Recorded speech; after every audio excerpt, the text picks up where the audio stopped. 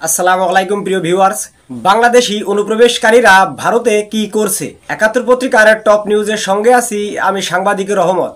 সম্প্রতি বাংলাদেশিরা যারা অবৈধভাবে ভারতে পাড়ি জমিয়েছেন তাদের উপর ধরপাকড় শুরু করেছে মোদি সরকার। বর্তমানে ভারতীয় মিডিয়ার দাবি, বাংলাদেশিরা অবৈধভাবে ভারতে প্রবেশ করে কি করছে তাদের উদ্দেশ্য কি, এমনই প্রশ্ন তুলে ছড়িয়ে দিচ্ছে গুজব।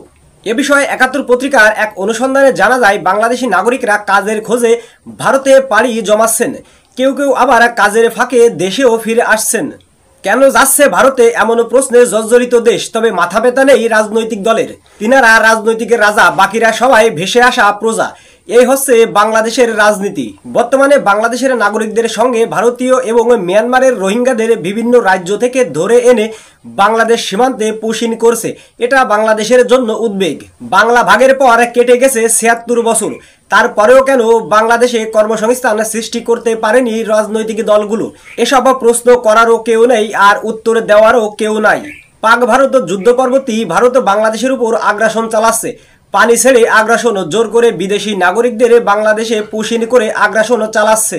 যদি বাংলাদেশি নাগরিকদের জন্য কাজ থাকে তাহলে হয়তো বাংলাদেশিরা আর কাজের খোঁজে ভারতে পাড়ি জমাবেন না। তাই বাংলাদেশে কর্মসংস্থান প্রয়োজন, তাহলে আর কাজের খোঁজে বাংলাদেশ থেকে ভারতের দিকে যাবে না। বর্তমান ভারতের অনেকে মিডিয়া বাংলাদেশের সরল সোজা নাগরিকদের উপর বিভিন্ন দোষ এবং দায় চাপিয়ে দিয়ে গুজব সংবাদ প্রচার করে যাচ্ছে। তাই বাংলাদেশি নাগরিকদের কাছে অনুরোধ করব, অবৈধভাবে কেউ আর ভারতে পাড়ি জমাবেন না। সবাইকে ধন্যবাদ জানিয়ে শেষ করছি। আল্লাহ হাফেজ।